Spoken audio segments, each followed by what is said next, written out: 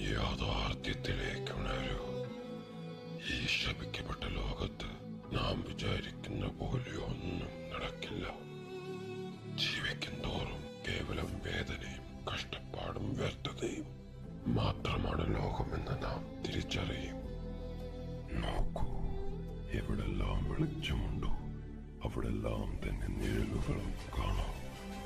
വിജയികൾ എന്ന ആശയം ഉള്ളിടത്തോളം കാലം തോറ്റവരും നിലനിൽക്കും.